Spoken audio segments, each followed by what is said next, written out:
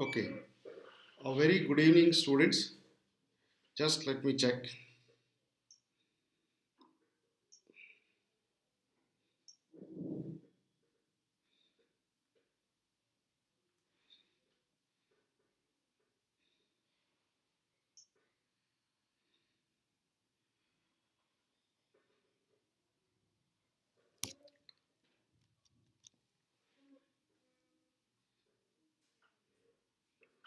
Yeah, just let me check.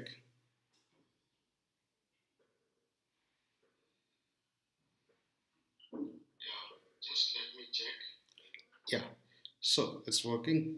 Yeah, so a very good evening once again. So, what we'll be doing today, we'll be trying to take epidemiology, and I'll just try to give a basic idea on epidemiology, so that help you to understand epidemiology, and it also helps you to revise the topic in the best possible way, right? So now, before I start, as I always do, that what are the benefits of, the benefits of plus subscriptions when you take on an academy. So you have daily live classes, you have live tests and quizzes, there are structured courses, students, and there are also unlimited access to the the topic which has been discussed in all the subjects. So we have also iconic subscriptions where you get the benefit of Unacademy also and the best of Prepladder, and you get the benefit of both Unacademy and Prepladder. Daily free test series. So daily free series are there. Daily free test series or Unacademy is there, so you can take that 20 questions in 20 minutes. And as you can see, there are many courses which is going on and which will start. So you can take the benefit of all these courses which is already has started or it will start. You can download the app, and this is the way the subscriptions can be taken, for plus classes and for iconic. So this is the way you can go ahead and take the benefit of different courses. Now, as I said, what I'll be doing, I'll be trying to give you within half an hour, students. I'll try to give you a summary of epidemiology, which help us to understand the topic, and this will also make the concept very clear, and this also helps you, to basically solve the question in the best possible way. Now, if you see what is epidemiology, we know this definition, n number of times we have read, and we have, we have tried to understand. Now, you see what we do. Now, epidemiology is the study. We do a study of distribution. So we try to study the distribution pattern of, so you are trying to you're doing a study of the distribution and determinants. So three words, students: study, distribution, and determinants of what. So what do you want to do? You want to study the distribution and determinants of health related states, so it's related to health or any event in a population. So you have a population sample, right? You have a population, you are trying to study the distribution of disease, maybe for example the determinants of disease in this population. So whenever you are trying to study the distribution determinants, so whatever you have understood, what you do after that, you try to apply those understanding which you have done through study. You try to apply the study to control the health problems, because ultimately what is required, you should control the health problems. You should be able to understand the problem and control the health problems. So this is about epidemiology. So it is a study. What are you trying to study? You're trying to study the distribution and determinants of what are you trying to study? The distribution and determinants of health related states, or even it can be any disease. Where are you studying? You're studying in a population, so you understand the disease pattern, No, you understand the distribution of disease, you understand the determinants of disease, and you are applying those knowledge to control the health problems. So this definition in itself is quite comprehensive, and it helps us to understand. Now let's take the three component students. Whenever you are doing you're studying epidemiology, there are three components. Just take an example. Any disease, when you study, what do you see first? You see, if I ask you for COVID, just to take an example of COVID, what we do, the first thing which comes, how many cases are there, how many death has happened. So what is, so for what are you trying to study first? Disease frequency. So disease frequency you are trying to understand in the form of what? In the form of mortality, in the form of morbidity. Any disease you take, students, what two things which comes in my mind?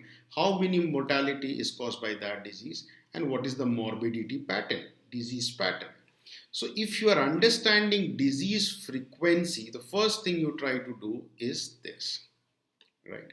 So the first thing which you have done, you know what is the mortality pattern, what is the morbidity pattern, what is the incidence, what is the prevalence, how many deaths is happening, you know all this.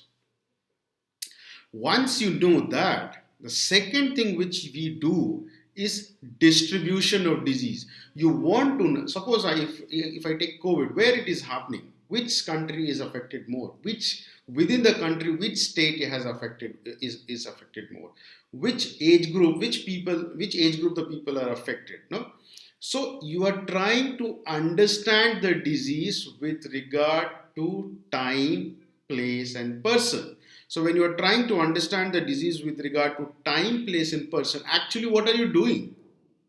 You are trying to understand the distribution of disease. You understand the disease pattern. Okay, it occurs in this period of the year.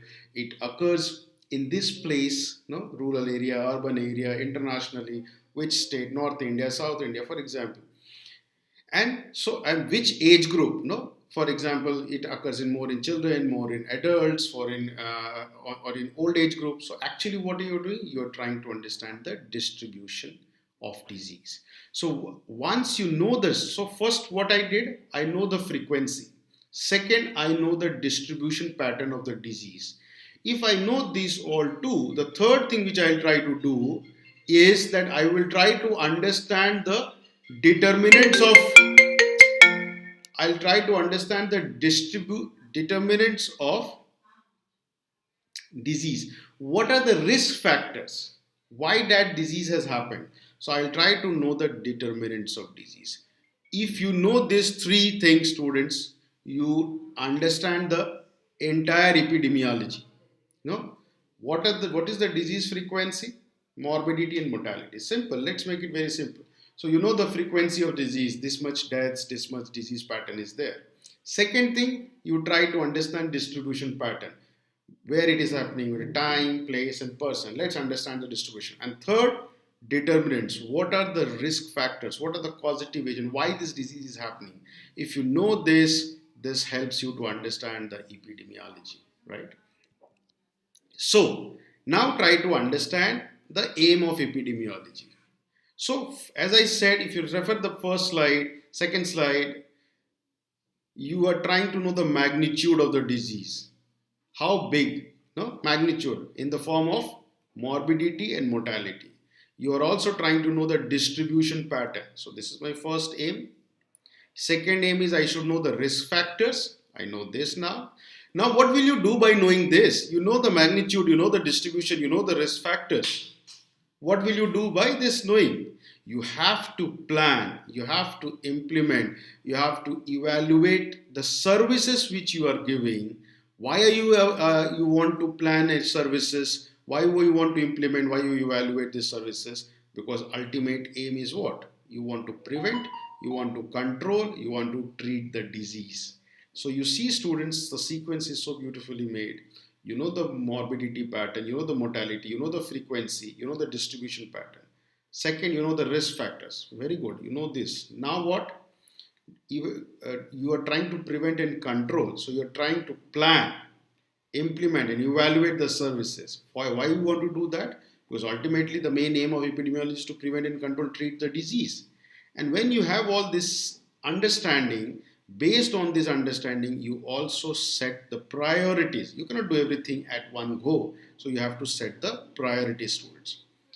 So 3 slides gives you the overall understanding of epidemiology. If you ask me simple, no, what I'll do, I should know the morbidity and mortality pattern. I should know the distribution pattern. I should know the determinants. When I know these 3 things, I can plan my services, I can implement my services, I can evaluate my services. Why I am doing this? To prevent, control, and treat the disease. Simple. This is epidemiology. Now, you can say, okay, based on discussion as of now, so disease frequency, distribution of disease, and determinants of disease. These 3 things are the most important prerequisite. So when you are trying to understand disease frequency, students, so the first thing what we try to do, we try to measure the mortality, means death. So it provides the starting point for many studies. So it is the resource for the epidemiologist. Huh? You can calculate crude death rate, you can calculate specific death rate, you can calculate proportional mortality rate. No, like for example, maternal mortality rate, infant mortality rate, neonatal mortality rate. What is those? Those are measurement of mortality. So when you do measurement of mortality, it is a starting point for any disease. Any disease when you talk, what is the mortality pattern? What is the morbidity pattern? So if you know this makes the start of the epidemiological study. Now in this, the most important component, which as far as the exam is concerned, is IDC, which is International Death Certificate, students. You know this, you have seen n number of times, you must have seen International Death Certificate. So just try to understand this.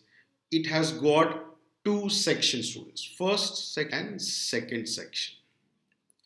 First section, if you see the cause of death, it has got one. This is the first section, this is the second section. One section has got 1A, 1B, 1C, and 1D. So if I try to interpret this death certificate, students, so 1A, what was the cause of the death? So the patient died, for example, due to renal failure. Now this renal failure, so I wrote here renal failure. As a consequence of why this renal failure happened, this renal failure happened due to diabetic nephropathy. So this is, I have mentioned here 1B. So there was the person died due to renal failure as a consequence of diabetic nephropathy, and this diabetic nephropathy was due to what? This was due to diabetes mellitus. So this I have written at 1C. 1D is blank, leave it. And the other significant conditions, indirect causes which may have contributed. For example, the patient was suffering from hypertension. Now when you get this death certificate, if the death certificate is filled till 1C, students, my main underlining or antecedent cause happens to be 1C. So here the main antecedent or underlining cause becomes diabetes mellitus. Correct? If I give another example, you see this international death certificate. If you see this person, how do I interpret this death certificate? The person died due to intraperitoneal hemorrhage, right? This intraperitoneal hemorrhage was due to rupture metastatic deposit in liver. And this was due to metastatic deposit in liver, and this was due to as a consequence of primary adenocarcinoma of ascending colon. And the indirect cause was hypertension. So if the death certificate is filled till 1D, so the main antecedent or underlying cause becomes 1D. If you go back to the previous slide, the main antecedent cause was 1C, diabetes mellitus in that example, because the death certificate was only filled till 1C. But in this example, the death certificate is filled till 1D, so my main antecedent or underlying cause becomes 1D. Simple. If it is filled till 1C, 1C is my main cause or antecedent cause, underlying cause. If it is filled till 1D, So the main antecedent underlying cause becomes primary adenocarcinoma of ascending colon in this example. So this is the way we interpret international death certificate, right? Now, whenever we measure mortality, students, the most we have crude death rate, we have proportional mortality rate, we can have specific death rates. All those things are easy, but there is also a topic in that which is called standardization. No, so standardization we have, because if you want to compare the deaths of two countries, for example, so it will be very difficult to compare the deaths of two countries by using crude death rate, because the composition of the population will be different for the two countries. So the composition of the population, age will act as a confounding factor. So it is not prudent to use crude death rate to compare the deaths of two countries or two cities, for example. So we need to standardize. Simple. Now, how do you do standardization? You are doing direct standardization. You can do indirect standardization also. So let's try to understand how do you do direct standardization. We know, we must have read, everyone you must have read direct standardization, indirect standardization. Let's try to understand how it is done with a simple example. And before I give you a simple example, I'll just try to figure out what are the three things which we do in direct standardization. And let's try to understand with an example. Age specific death rate of the population, yes, is applied on the standard population. Okay, so what does that mean? Means age specific death rate is applied on a standard population. Okay, this thing. Second, total expected death is calculated. Okay. And third, then we try to calculate the standardized death rate by total expected death by standard population. So if I read this, it looks like, okay, I have to learn this. No, but no, let me make it so simple that you don't have to learn this, and you can, without seeing, you can understand and you can comprehend. Now let's see. I have taken two cities, students. London, one. Second, I take Camden, right? Two cities. I have the crude death rate. Please try to understand this in the best possible way. So the crude death rate of London is 7.5. Crude death rate of Camden is 6.5. Right? Now, based on this crude death rate, it looks like Camden is doing better than London. Simple. 6.5 is less than 7.5. So Camden is better performing than London. But as I said, the age composition of London and Camden may be different. So by comparing the crude death rate, it is not a correct way of comparison. So we have to do standardization. Okay. So what I do, age specific death rate for age specific 0 to 4 years, 5 to 14 years, 15 to 44 years, 45 to 64 and 65 plus. Age specific death rate for London is also given. Age specific death rate for Camden is also given, students. Now the first step, which is I will take a standard population. The standard population here is European population. You see here and you see here also. So I have taken a standard population. So what I did, the first step is I took a standard population, which is European population. And the standard population for each age group is already given. Now what I will do, I will apply age specific death rate on the standard population to calculate the expected death. Now see, I'll give you an example. 0 to 4 year age group for London, if I say, what is the age specific death rate? It is 10. You see, this is 10. So what does this mean? This means that 10 children is dying in the age group of 0 to 4 years per 1000 population in this age group. This is the meaning of this 10. Now, if this 10 children is dying in 1000 population in 0 to 4 per 1000 population 0 to 4 year age group, how many will die in 10,000? This is my standard population. So in 1010, so in 10,000 students, 100. Simple mathematics. So this is my expected death in the age group of 0 to 4 years in London. The same phenomena please apply in Camden also. Age specific death rate in 0 to 4 year age group is 13.8 per 1000 population. So in 1000 13.8, how many in 10,000? So it becomes 138. So I have my expected death in the age group of 0 to 4 years in both the city, for London also 100 and for Camden also 138. Please do the same exercise for each age group students. I'll take one and then I'll proceed to the conclusion. I'll just take one more. I'll take 5 to 14 year age group. The age specific death rate is 3.3. If 3.3 people are dying in 5 to 14 year age group per 1000 population, how many people will die in 10,000? Students, it is 33. Simple. This is my expected death in London. Now same exercise for Camden. 3.9 people are dying in the age group of 5 to 14 year age group per 1000 population. So in 1000 3.9, in 10,000 how much? 39. So I just demonstrated the two age group how we got our expected deaths both in London and Camden. Similarly you do for 15 to 44, 45 to 64, 65.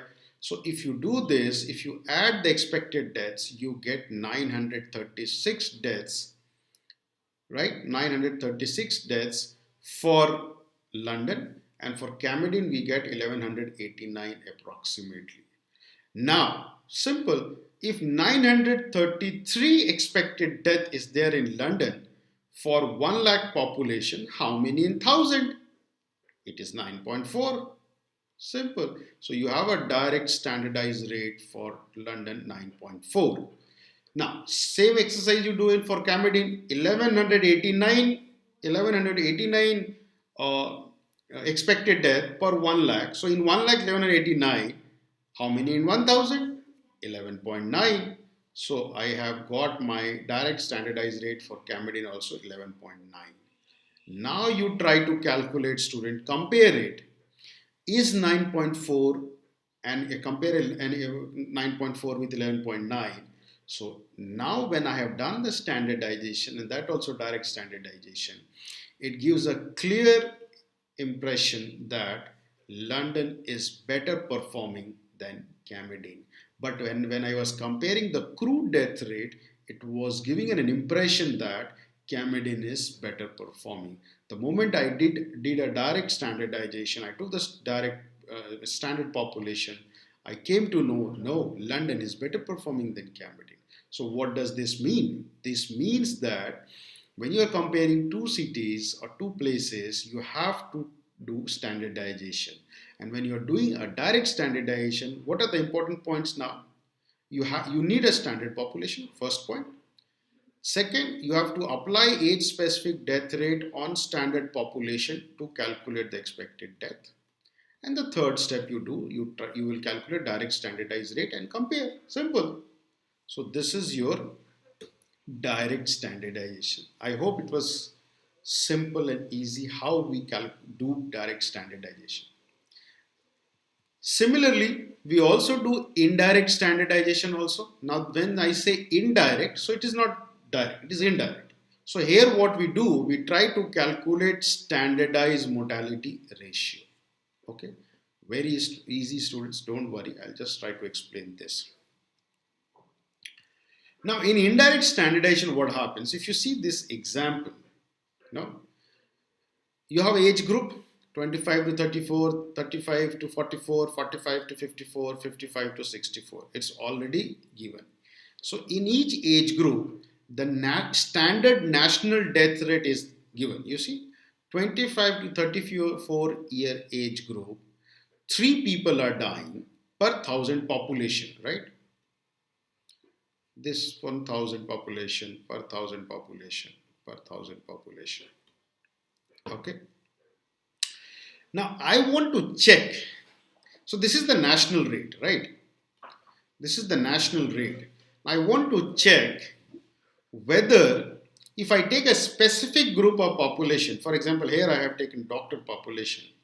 I just want to check whether the same rate is applicable on this or not, or people in doctor group are dying more as compared to the national rate or not. I want to check.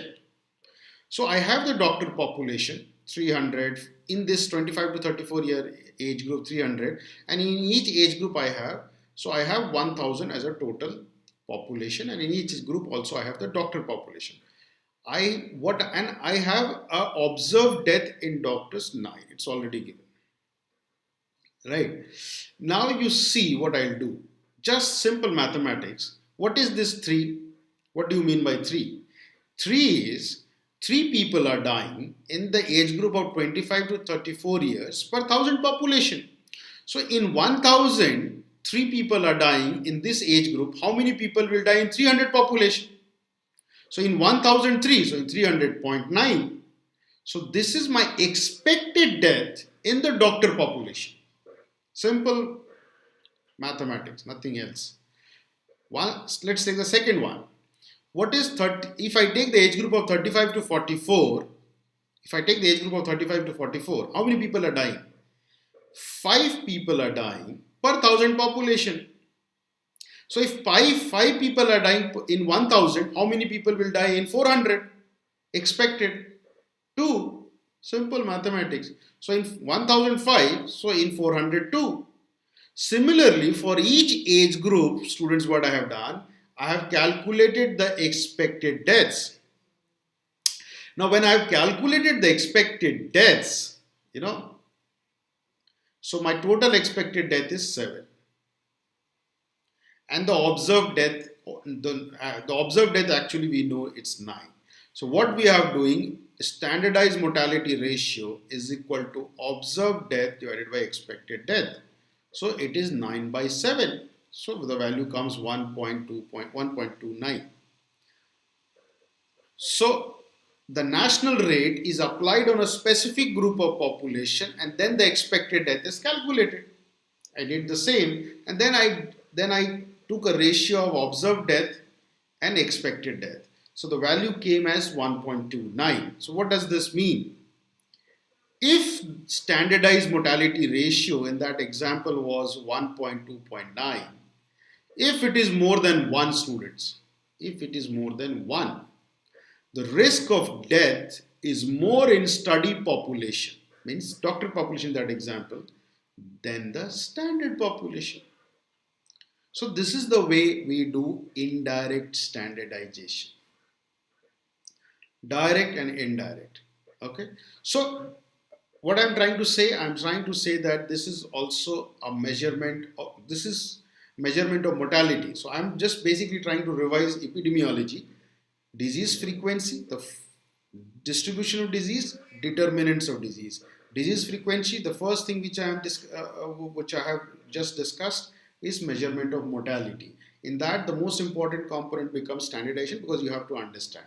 And then you have crude death rate, proportional mortality rate, specific death rates, all those things. So this is measurement of mortality. So this we have already discussed. Now, the next thing is you try to do measurement of morbidity. You have to measure the morbidity also. So morbidity is generally measured in terms of incidence and prevalence. No? So what is incidence? We all know incidence is number of new cases. What is prevalence? Prevalence is at any moment of time how many cases are there. It can be old, it can be new. So we always know this relationship, prevalence is equal to I into D. Now this is I is incidence, D is duration. So this we know. These are the simple basic things. Prevalence is at any moment of time or any period of time. How many cases are there? Old, new, we are not interested in that. And how many cases? Incidence is only new cases. Now to have a proper understanding of this, and D is duration. If I take this example, now you have a period, you see January 1, we have a period of December 31st. So 1 year period is there. And you see there are case 1, case 2, case 3, case 4, case 5, case 6, case 7. Each case is shown here by a dot. You see a dot and followed by a line. No? So the dot indicates the commencement of illness and the line indicates the duration of illness. Now, let's take the first question. Calculate the incidence during the year. No? We have to calculate the incidence. Incidence, new cases. New cases in between January 1 to December 31. Should I take case 1 in this or not? No, I will not take case 1 because case 1 has already started before January 1. So it's not a new case in this period. So I will not take case 1. Similarly, students, I will not take case 2 because it has already started before January 1. But I will definitely take case 3. I will definitely take case 3 because it started in this period. So it is a new case within this period. So I'll take case 3, I'll take case 4, and I cannot take case 5 because it has not happened. I cannot take case 6. I will definitely take case 7. So 3, 4, 7 falls under the incidence during the year, right? Now take the second part. Point prevalence on January 1. Prevalence, cases. I have to just select the cases. Old, new, I'm not interested. Cases. So point prevalence on January 1. I will take case 1. Yes. I will take case 2. Yes. I'm not interested in case 3 because I want here. So case 3 has not happened here. So I will not take case 3. I will not take case 4. I will not take case 5. I will take case 6. So when I have to take point prevalence on January, I take 1, 2 and 6. Point prevalence on December 31st. Tell me here how many cases are there. So case 1 is not there. Case 2 will be there. Case 3 will be there. Case 4 is also not there. Case 5 is also not there. Case 6 is also not there. Case 7 is there. So 2, 3, 7. And the last one, students, period prevalence. No? During the year, in this period, how many cases were there? Old, new, not interested. So I think just remove case 5 because it doesn't fall in all this. Everything will fall under this. So this is an exercise which makes us, though it looks easy, but it makes us clarity between incidence and prevalence. Right? So actually what I'm again coming to that epidemiology part. The first component, disease frequency, in the form of measurement of morbidity and measurement of mortality, right? Now, once you have done measurement of morbidity and mortality, then you want to understand, you want to do the study. So, you have to decide what actually you want to do. So, you have to take the help of decision tree. So, the first thing is start asking yourself, are you going to do any intervention? Are you going to do any experiment? The answer will be 2. No, I will not do. Or I will do. If I am not doing any intervention, so I am only observing. Simple. If I am only observing, so let's take this part first. So if I am only observing, then the second question comes, are you going to do any comparison? Are you going to do any comparison? You may say, the answer will be no, answer may be yes. If you are going to do no comparison, it means you are only going to describe, descriptive study. If you are going to do a comparison, you are trying to analyze, analytical study. Now, okay, if you are going to do comparison, so what will be the direction of the study? 1, no direction, single examination study, that is exposure and outcome has occurred. So it is a single examination study. This is cross-sectional. If you say, no, I will expose and then I'll try to do a follow-up and I'll try to find the outcome, cohort study. If you say, no, what I'll do, I'll go backward. The outcome has already occurred. You try to find the exposure. Case control study. So this is the first leg, students. Come to the second. I'm just trying to make it simple. You ask yourself, are you doing an experiment? Yes. So experimental study. The next thing you should ask, are you going to do randomization? You will get the answer yes or no. If you're not doing any randomization, it is non-randomized controlled trial. If you're doing a randomization, it becomes randomized controlled trial. No? So this is the way we should initially think how what the decision tree help us, what actually you are doing. And once you have understood this, then come to the point, which normally we study, epidemiological study design. So we don't do any experiment. When we don't do any experiment, that becomes observational study. You're only observing. And when you're doing experiment, it becomes experimental or interventional study. Now, please try to understand this and you will have a proper understanding by this time. You see, observational study, you are only going to observe. Within that observational study, you are trying to describe the study. This is descriptive epidemiology. This will help you to formulate hypothesis, a statement. It can be true, it may not be true. So hypothesis formulation is with the help of descriptive epidemiology. Now, once you have generated a hypothesis, you have to test the hypothesis. For testing the hypothesis, you are doing a comparison, you are doing an analysis. So that is called analytical study. So after hypothesis formulation, the next step can be hypothesis testing. And how do you do the testing? By analytical study. There can be many studies: ecological, cross-sectional, case control, cohort.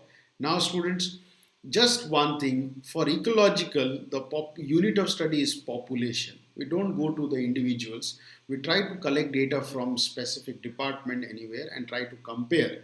So make a correlational study, you can also call it. So it is ecological.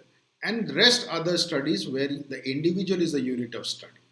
So, okay, whatever study you do, but ultimately what are you doing? You are trying to test the hypothesis which was formulated by descriptive studies, right?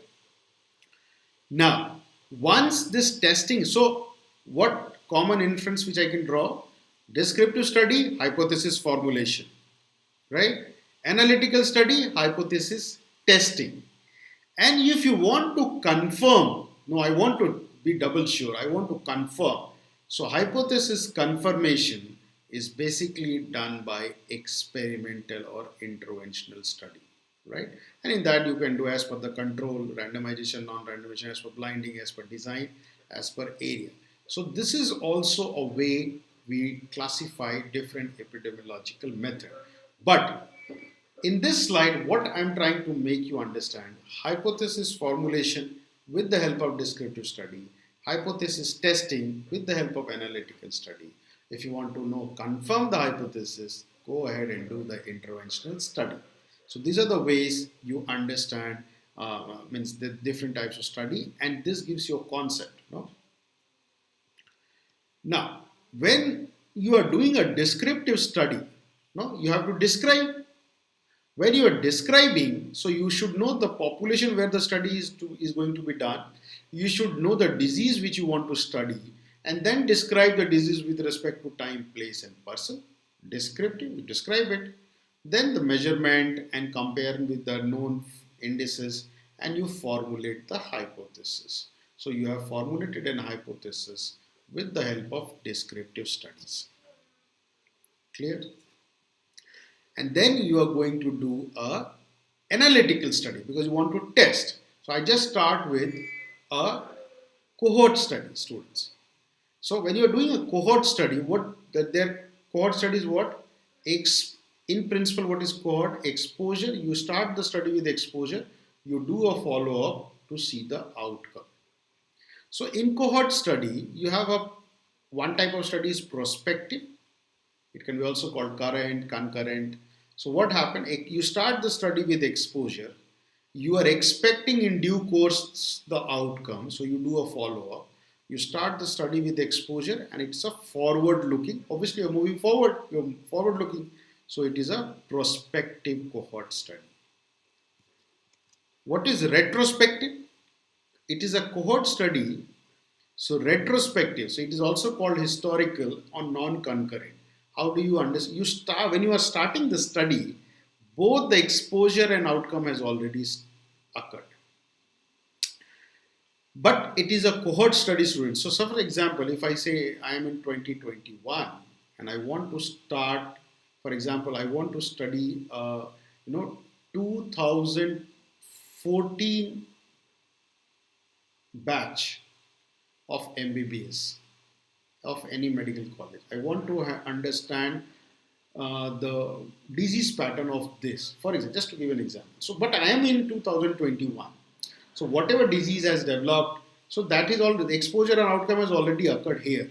But what I do, I go back in the time in 2000 in the medical college, 2014, and I collect the records from there from 2014 and then collect the records of health and then gradually start moving forward. In 2015 also I check 16, 17, 18, 19, 20, 21. So actually you are in 2021 but you are going back in the time, but you are not starting the study. You are trying to start the study when you reach year 2014 with the help of records, and then you are moving forward only. So it is a forward looking study in principle, but since it starts from 2014 in this example, so it is called retrospective cohort study. I will try how the disease has developed by 2021, but I'll start from here. I'll try to see what were the factors which led to the development of any particular disease in one group, why did it in another group. So this is the way retrospective cohort study is done. Then you have mixed cohort study, very easy. I am in 2021. I will start my study in 2015.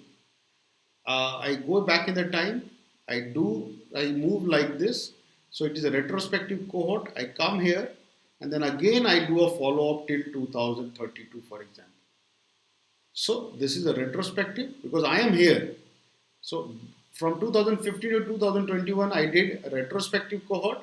From 2021 to 2032, I'll do a prospective cohort. So when you're mixing it, it becomes a mixed cohort study, a combined prospective and retrospective cohort study, right? So that was about cohort study. Case control study, case students, diseased, already developed. So why people have developed disease, why the same group people have not developed the disease, please select control. So you have cases, select control based on the features of cases by proper matching. And then so what happens? The disease is already developed, exposure occurred, outcome occurred, but case has already developed. You have selected a control, but you're going back in the time. You're trying to find whether they were exposed or not exposed, whether they were exposed or not exposed. So it is a backward looking study. So this is case control study. And last one, students, when I'll stop after this, is case control study initiated within cohort study. So you do a cohort study in principle, and within that, can you do a case control study? Let's see how it is done. So you take a defined cohort, right? You've taken a defined cohort. You're doing a cohort study. So when you're doing a cohort study, students, so what happens? Somebody will develop disease in due course of time, and the other group will be, I can classify when you're doing a cohort study, after some period of time, if you see, if I do a follow-up, I'll be in a position that few will develop disease, few will not develop disease. So I have separated into two buckets, not develop disease, do not develop disease. So can I treat this who has developed disease in due course? I'm doing a cohort study. Can I consider this as cases? Right? Now I consider this as case, and those who have not developed disease, I'll consider it as control.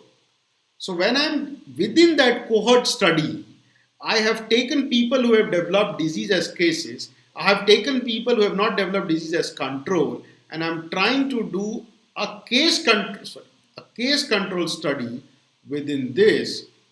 So this is my what? This is my nested case control study. Many students get confused. So it is a case control study. Yes, it is a case control study within the cohort study. So you started within the cohort. Now, what did you do? You took a cohort, and you did a follow-up. You're doing a cohort study. After some period of time, somebody will develop disease, somebody will not develop disease. So those who are developing disease, from this pool I am taking cases. Those who have not developed disease, from this pool I am taking control. And now I am initiating a case control study within that cohort study. So it is called nested case control study. Students, I'll stop it here. So this is the way, within I think 35 to 40 minutes, I was trying to give you the important points. And please, it's important to understand the topic. There are other things also left now. What is cross-section study? What is ecological study? And then you have the interventional study. And then there are different measurements. Measurements, when I say for cohort, if you take cohort study, you have relative risk, you have attributable risk, you have population attributable risk, you have, and for odd, this case control study, you have odd ratio. So basically you have to do the measurement and then you compare. So this is the way, if we try to understand, within an hour we will be able to have a proper concept of epidemiology. Though it's very big, it's not possible to complete in half an hour, but I just try to make it as simple as it can be, and so to give you a proper understanding of that. I hope, students, I tried to make it simple so that it becomes easy and you can remember the concept for a long period of time. So with that note, students, I'll stop it here, and thank you very much for joining. Take care. Bye-bye.